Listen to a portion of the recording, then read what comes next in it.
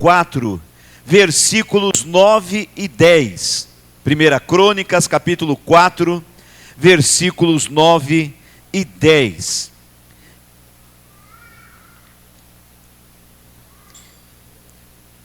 Primeira Crônicas, capítulo 4, versículos 9 e 10. E o tema da mensagem de hoje é, escute, o poder de uma oração. Você pode repetir após mim e falar assim comigo, o poder de uma oração. E hoje eu vou falar com vocês sobre o poder de uma oração. Oi? Já foram? Ah, tá. A pastora está avisando que quem está com os bebês, se quiser levar lá para dentro na salinha, tem uma equipe lá preparada para cuidar das crianças, tá bom? Então, os bebês hoje. Nós vamos falar sobre o poder de uma oração e eu quero ler com vocês 1 Crônicas, capítulo 4, versículo 9 e 10. Vou pedir para o pessoal que use Almeida Corrigida e Fiel, ok? Que é a tradução que eu coloquei os versículos aqui. E está escrito assim, ó. E foi Jabes mais ilustre do que os seus irmãos. E sua mãe chamou o seu nome de Jabes, dizendo, porquanto com dores o dei à luz. Porque Jabes invocou o Deus de Israel, dizendo, se me abençoares muitíssimo, e meus termos ampliares, e a tua mão for comigo, e fizeres que do mal não seja afligido. E Deus lhe concedeu o que lhe tinha pedido. A gente pode ler junto esses dois versículos, são apenas dois versículos. Vamos ler nessa tradução aqui para ler todo mundo junto. Vamos lá comigo, versículos 9 e 10, toda a igreja. E foi Jabes mais ilustre do que seus irmãos, e a sua mãe chamou o seu nome de Jabes, dizendo, porquanto com dores o dei à luz.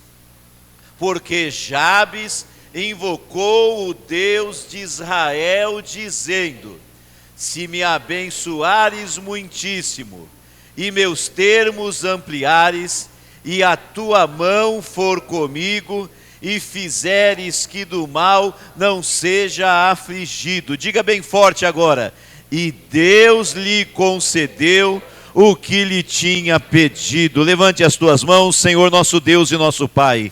A tua palavra foi lida e anunciada, e agora eu quero pedir que o Senhor, através do Espírito Santo, use este pregador como instrumento nas tuas mãos, e que as palavras do coração do Senhor alcance a tua igreja através da minha vida, Senhor. Fala conosco nesta hora e abençoa o teu povo em nome de Jesus. Amém e amém. E antes de se assentar, a gente pode dar para o Senhor Jesus uma linda salva de palmas. Faz isso, aplaude bem forte, glorifica com os seus lábios, exalta o Rei, o Senhor, a Ele a honra, a glória e todo o louvor. Graças a Deus. Se assenta. O poder de uma oração. A palavra de Deus, a Bíblia, ela é repleta de história de personagens importantes. Na Bíblia nós encontramos a história de Abraão, de José, de Moisés, de reis como Davi e Salomão, de profetas, história de profetas como Elias e Eliseu, a história de apóstolos como Pedro, Tiago, João, Paulo. Nós encontramos a história de muitos personagens importantes nas Sagradas Escrituras, na palavra de Deus, na Bíblia. E quando nós vamos ler a Bíblia, nós encontramos um vasto material para pesquisa sobre a vida de cada um deles. Você quer pesquisar a vida de qualquer um desses personagens que eu mencionei e alguns outros, você encontra um vasto material nos 66 livros da Bíblia, nos 66 livros da Palavra de Deus. Em alguns casos, nós encontramos capítulos inteiros falando a respeito de algum dos personagens da Palavra do Senhor. Eu poderia dar como exemplo o livro de Atos dos Apóstolos. Quando você lê o livro de Atos dos Apóstolos, do capítulo 1 até o capítulo 8, você vai encontrar momentos importantes da história de Pedro. Muitas coisas que aconteceram na vida de Pedro, você lê em Atos dos Apóstolos, do capítulo 1 ao capítulo 8. E do capítulo 9 até o final do livro de Atos, você encontra praticamente toda a história do apóstolo Paulo. Mas hoje eu quero falar sobre um personagem cuja a história dele na Bíblia se limita a apenas 2 versículos. Se nós temos personagens com capítulos inteiros, com vários capítulos, às vezes o livro todo fala muito sobre o personagem. Hoje eu quero falar sobre um personagem cuja história se limita a 2 versículos. Você pode fazer comigo assim? Faz comigo, ó, 2 versículos. Fala para o irmão do lado assim, ó, só 2 versículos. E este personagem, o nome deste personagem é Jabes. E nós vamos falar hoje sobre a história de Jabes. E a Bíblia, na Bíblia inteira só tem apenas 2 versículos que falam a respeito da vida e da história de Jabes. 2 versículos. Será que a gente pode aprender alguma coisa em apenas 2 versículos? Será que em apenas 2 versículos nós conseguimos tirar lições profundas para as nossas vidas? Então vamos ver juntos a história de Jabes, vamos ver juntos o que a Bíblia nos ensina sobre a vida de Jabes. E para isso eu quero ler novamente os 2 versículos, 1 Crônicas capítulo 4, versículos 9 e 10, que diz assim, vai estar aqui atrás de mim, acompanha comigo. E foi Jabes mais ilustre do que seus irmãos. Sua mãe chamou o seu nome de Jabes, dizendo: porquanto com dores o dei à luz. Porque Jabes invocou o Deus de Israel, dizendo: se me abençoares muitíssimo, e meus termos ampliares, e a tua mão for comigo, e fizeres que do mal não seja afligido. E Deus lhe concedeu o que lhe tinha pedido. Bom, a história de Jabes, assim como a minha história e a sua história, a história de Jabes começa no seu nascimento, é óbvio.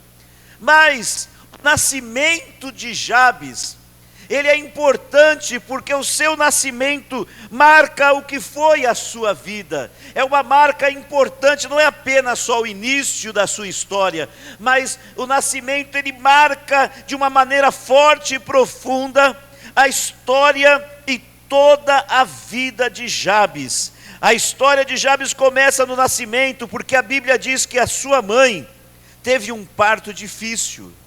A sua mãe teve um parto com muito sofrimento e com muita dor.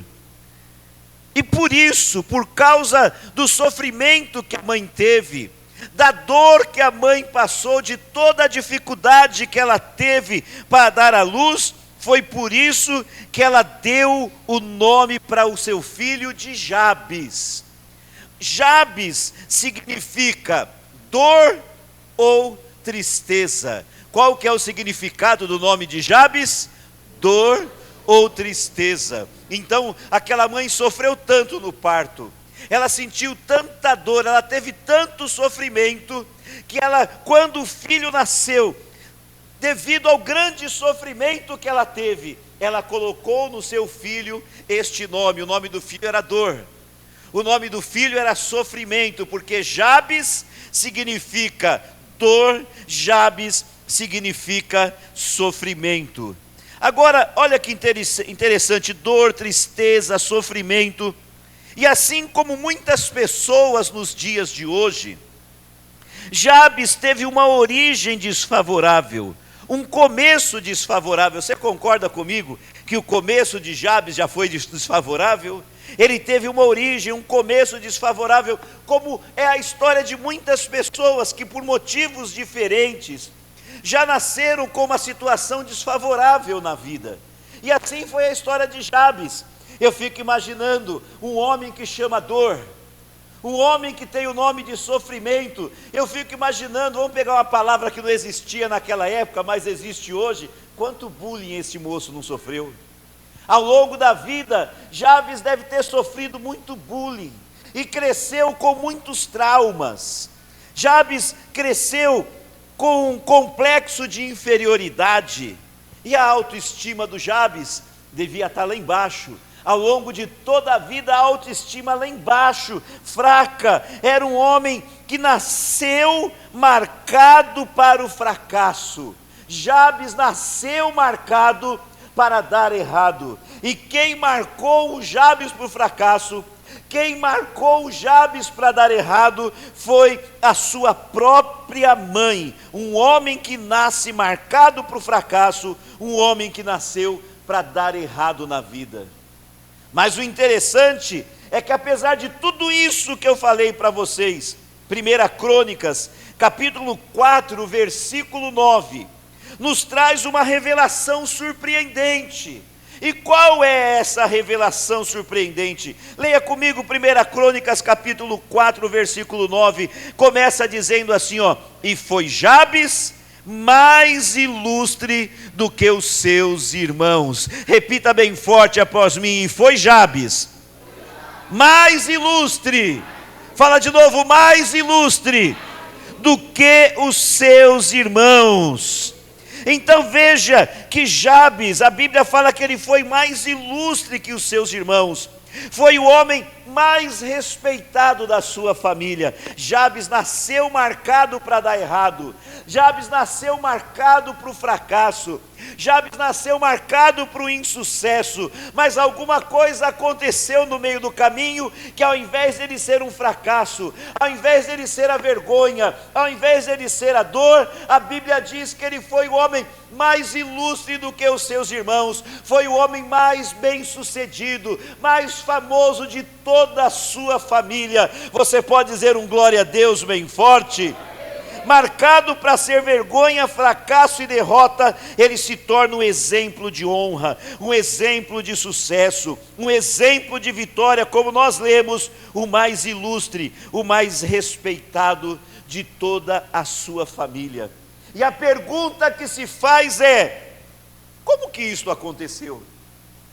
O que aconteceu que mudou o destino de Jabes? Porque o destino de Jabes era a vergonha, o destino do Jabes era o fracasso, o destino do Jabes era a derrota. Mas de repente a gente vê que ele é um homem bem sucedido, ele é um homem vitorioso, ele é um homem abençoado. Então o que foi que aconteceu? O que foi que aconteceu que mudou o destino de Jabes, tirando ele da derrota e colocando ele na vitória? O que aconteceu para tirar o Jabes do fracasso e colocar o Jabes no sucesso?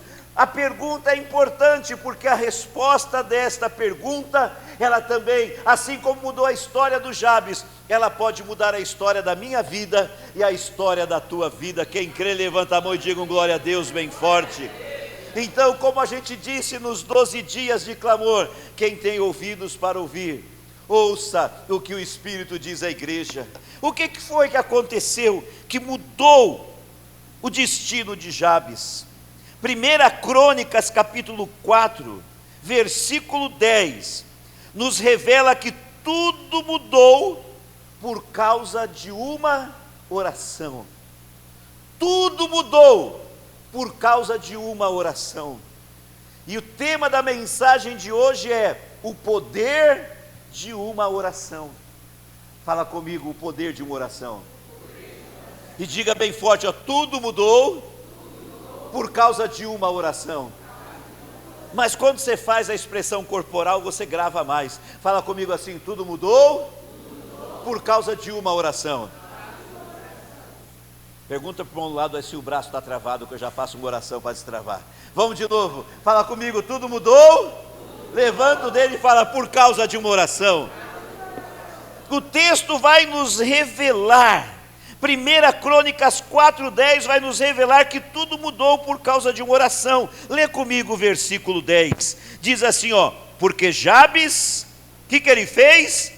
invocou o Deus de Israel, dizendo: se me abençoares muitíssimo, e meus termos ampliares, e a tua mão for comigo, e fizeres que do mal não seja afligido. E vê comigo bem forte o final: e Deus lhe concedeu o que lhe tinha pedido. Apesar de sua origem desfavorável, Jabes buscou a Deus em oração. Guarda isso no coração, ó. Apesar da sua origem desfavorável, Jabes buscou a Deus em oração, e foi por causa da oração de Jabes que Deus mudou a sua história. Foi por causa da oração de Jabes que Deus transformou a sua história. Agora, o que foi que Jabes disse quando orava? O que Jabes pediu para Deus nesta oração que mudou a história da vida dele, que mudou o destino dele, que tirou... O que foi que o Jabes disse nessa oração, que tirou ele da vergonha, do fracasso, do insucesso, e colocou ele na honra, no sucesso, e na vitória e na bênção? O que tem de tão especial nessa oração? Vamos ver então juntos qual foi a oração de Jabes. Pergunta por irmão do lado assim, está preparado? Se eu fosse você, eu não perdia nenhum detalhe, porque se isso mudou a história do Jabes, que nasceu marcado para o fracasso e foi vitorioso e abençoado, isso pode mudar a história da minha vida e da sua vida. Agora vamos lá então, o que tem de especial na oração? Vamos ver qual foi a oração do Jabes. A primeira coisa que Jabes diz na sua oração é: se me abençoares muitíssimo. Você pode falar junto comigo? Vamos lá, 1, 2, 3. Se me abençoares muitíssimo. Só os homens, vamos lá, 1, 2, 3. Se me abençoares muitíssimo. Agora vocês vão ver o que é fé, ó. Só as mulheres. Se me abençoares.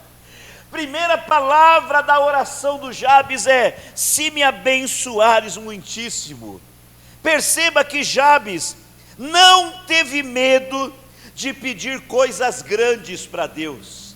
Ele não falou apenas que o Senhor me abençoe, mas aí na sua oração ele falou: eu quero que o Senhor me abençoe, mas que o Senhor me abençoe muito. Não, muito não, mais do que muito, que o Senhor me abençoe muitíssimo. O Jabes foi ousado, corajoso, por que não dizer, pastora Cida, atrevido ao pedir para o Senhor, porque Jabes, ele sabia, assim como você e eu também sabemos, que ele servia um Deus que é poderoso, e como diz a palavra do Senhor, ele é poderoso para fazer infinitamente mais do que tudo aquilo que nós pensamos ou imaginamos.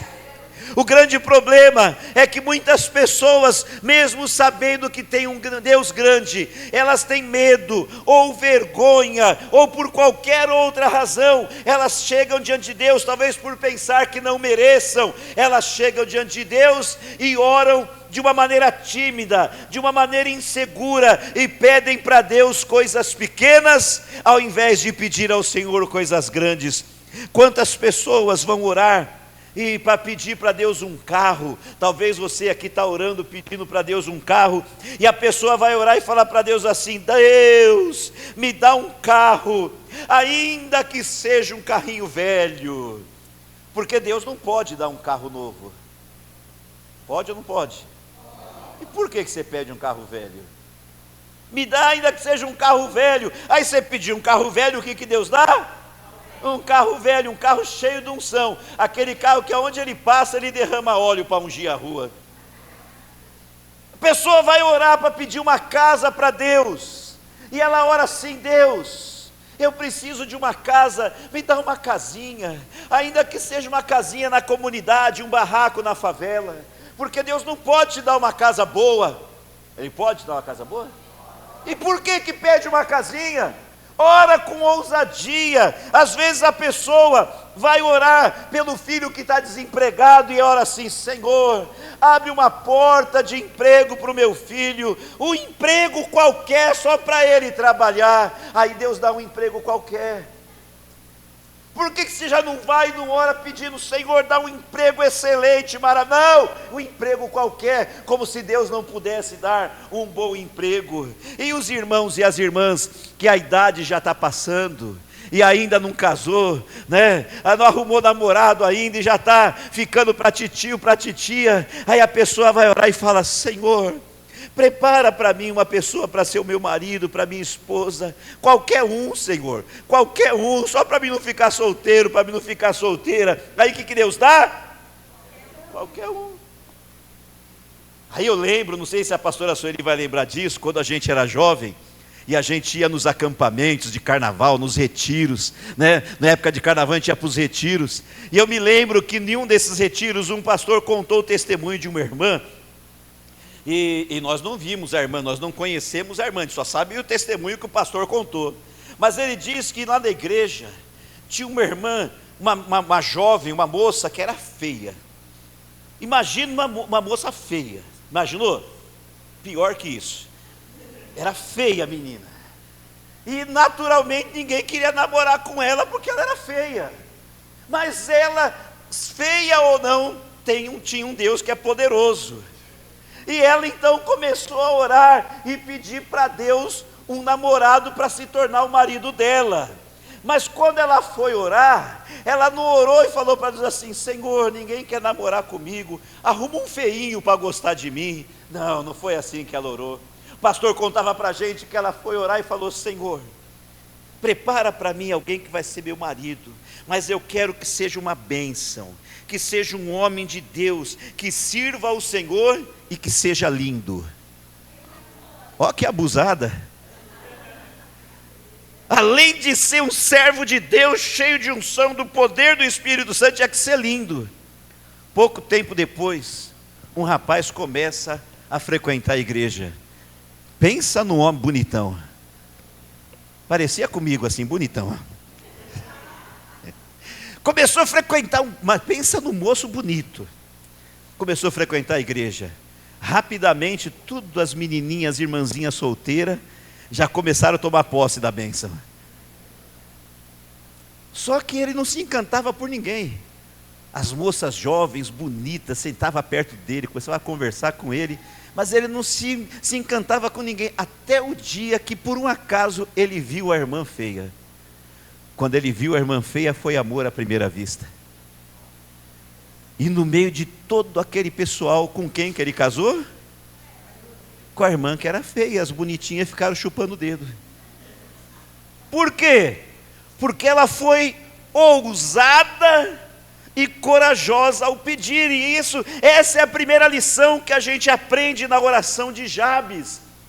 Quero que você entenda o poder de uma oração. Jabes, quando foi orar, ele não pediu de qualquer jeito, ele não pediu de qualquer forma, ele foi corajoso, ele foi ousado, ele foi audacioso, e ele falou para Deus: que o Senhor me abençoe. Não, que o Senhor me abençoe muito. Não, muito ainda é pouco. Que o Senhor me abençoe muitíssimo. E esse ano de 2026, para o resto da sua vida, todas as vezes que você for orar, você vai orar ao Senhor com ousadia. Você pode dar um glória a Deus e aplaudir a Ele bem forte? Orar com ousadia, porque o seu Deus é grande. O seu Deus é grande. Aleluias, glória a Deus. Põe a sua mão sobre a sua cabeça e diga assim: Senhor Deus, me abençoe muitíssimo. Essa é a primeira lição que nós aprendemos na oração de Jabes. Mas quando a gente continua vendo a oração, ele ainda diz assim, ó: e meus termos ampliares. Diga comigo: e meus termos ampliares. Em outras palavras, o que o Jabes está pedindo para Deus? Ele está dizendo para Deus assim, ó: me dá mais terras, eu tenho um pouquinho de terra, Eu tenho uma casinha, eu tenho um lugar para morar, mas me dá mais terras. Jabes, ele pediu para Deus que Deus o abençoasse na área material, na área profissional e financeira. Ele teve esta ousadia. Você sabe que eu fico observando que nós vivemos hoje em dia, nós ficamos no fogo cruzado entre duas teologias. Ficamos no fogo cruzado entre a teologia da prosperidade.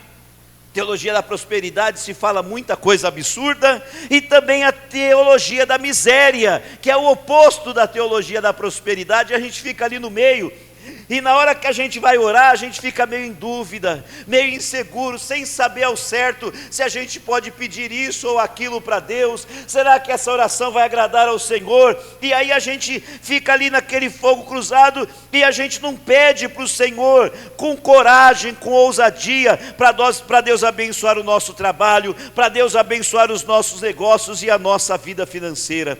Mas olha o que a Bíblia diz. Abra o teu coração e ouça com atenção. Lá em 2 Reis capítulo 4, você conhece, o homem morreu, deixou a mulher viúva, e se não bastasse deixar a mulher viúva, deixou uma grande dívida para ela.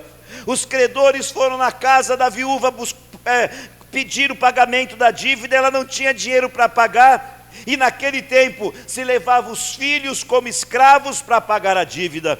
A mulher viúva então pede um prazo, mas ela não tinha nada. Ela vai até o profeta, até o homem de Deus, conta a história, e o profeta pergunta para ela: o que você tem em casa?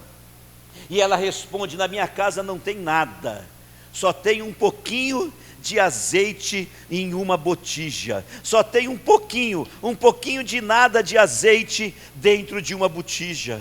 E aí o profeta então instrui ela, dizendo: você vai nos vizinhos, pede vasilha emprestada, enche a tua casa de vasilha. Ela encheu a casa de vasilha, voltou no profeta. O profeta falou: agora pega aquela botija que tem só um pouquinho de azeite, e começa a derramar o azeite nas vasilhas, e Deus vai abençoar. Aí ela pegou a botija com um pouquinho de azeite, derramou na primeira vasilha, que era uma vasilha desse tamanho, 100, 150, 200 litros, ficou cheio de azeite, e o azeite da botija não acabou. Ela encheu o segundo, o terceiro, o 10º, o 30º, eu não sei quantos tinham lá, mas todos ficaram cheios de azeite, e o azeite da botija não acabou. Ela volta no profeta, e o profeta diz: agora você vai, vende o óleo, paga a dívida, e vai ser tão boa a bênção, que o que sobrar vai dar para você viver tranquilo o resto da vida. A mulher que ontem era endividada, se tornou a maior empresária dos ramos de azeite, uma mulher rica e bem sucedida, com a bênção do Senhor nosso Deus. Você pode dizer um glória a Deus bem forte?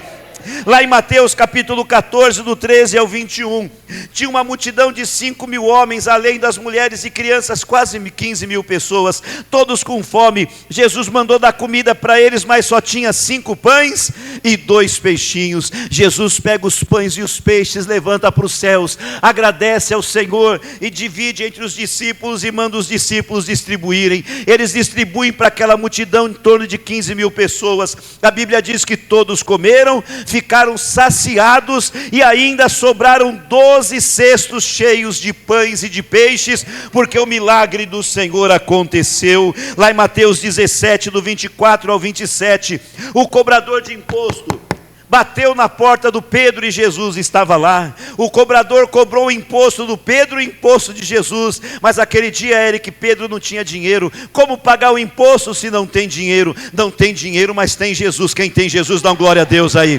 Quem tem Jesus, diga um aleluia bem forte. Não tinha dinheiro, mas tinha Jesus. Jesus falou para o Pedro: vai lá no rio, pesca um peixe. Quando ele pescou o peixe, a moeda estava dentro da boca do peixe, e com a moeda ele pagou o imposto do Pedro e pagou o imposto de Jesus. Você pode dizer um glória a Deus bem forte? E lá em João 21, do 1 ao 11, Jesus aparece na praia, era de manhã, os discípulos estavam todos dentro do barco. Jesus já tinha acendido a churrasqueira na praia e perguntou para os discípulos: tem alguma coisa de comer aí?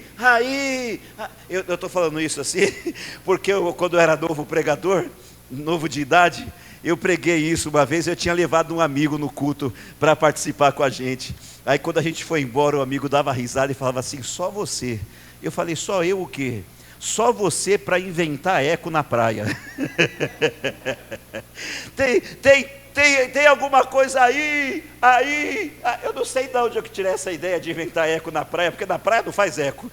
Aí o meu amigo ria de mim. Mas Jesus perguntou: tem alguma coisa aí? E lá do barco eles gritaram: não, Senhor, não pegamos nada. E aí Jesus falou: então lança a rede do lado direito do barco. E quando eles jogaram a rede do lado direito do barco e puxaram, a rede estava pesada, cheia de peixes. E quando chegaram na praia, tinha 153 grandes peixes naquela rede. O milagre do Senhor aconteceu.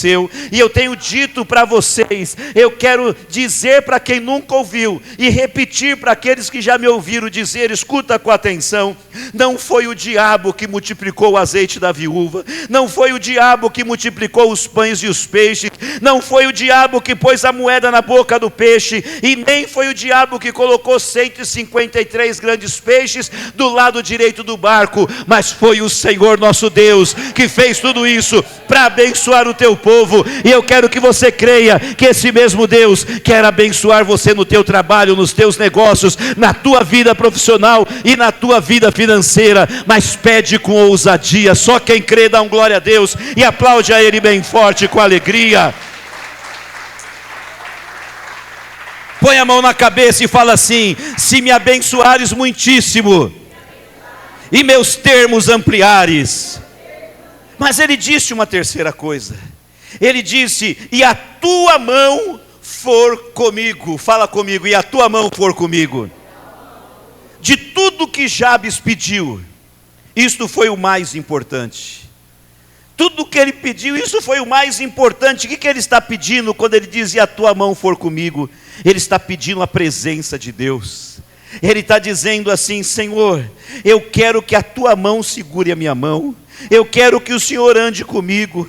Eu quero que o Senhor fique do meu lado. Eu quero estar contigo. Eu quero que o Senhor esteja comigo. Eu quero que o Senhor esteja comigo em todos os momentos, em todos os instantes, em todas as coisas da minha vida. Eu não quero fazer nada que o Senhor não possa participar. Eu quero que tudo na minha vida esteja com o Senhor presente e com o Senhor abençoando. A coisa mais importante de tudo que o Jabes pediu foi a presença de Deus. A presença de Deus. Você tem que entender uma coisa: se você for fazer algo que o Senhor não possa estar lá, então não vale a pena fazer. Se você tiver que fazer alguma coisa que o Senhor não aprova, se você for entrar num lugar que Jesus não entra, se você for fazer alguma coisa que Jesus não faria, não vale a pena fazer. O que o Jabes está dizendo: eu quero o Senhor presente comigo em todos os momentos da minha vida. Quem está entendendo, diga um glória a Deus. E você tem que ter esse propósito no teu coração. 2026 e todos os dias da tua vida, eu quero Deus comigo, e eu quero estar com Deus em todo instante, em todo tempo, em todo momento,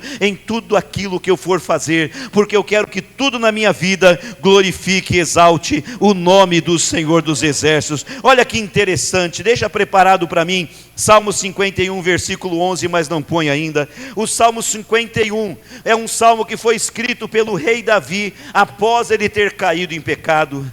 Quando Davi peca, ele passa um período longo, 2, 3 anos, vivendo em pecado, mas ele é confrontado por Deus, ele se arrepende, ele se conserta, ele volta para o Senhor, e ele escreve o Salmo 51.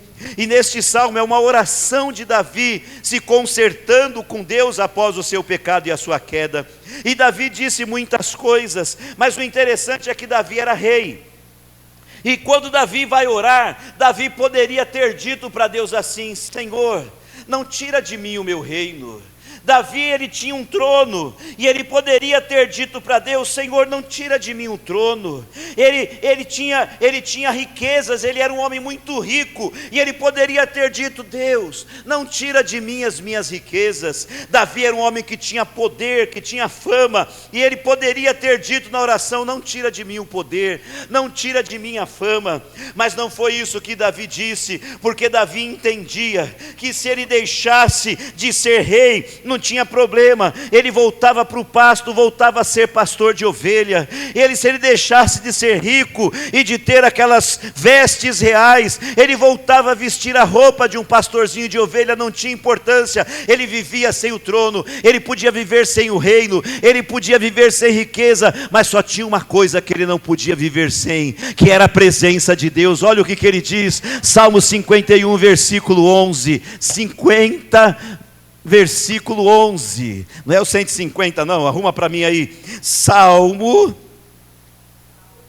51, 11, Salmo 51, 11, ele disse assim, olha lá o que ele disse, Salmo 51, 11,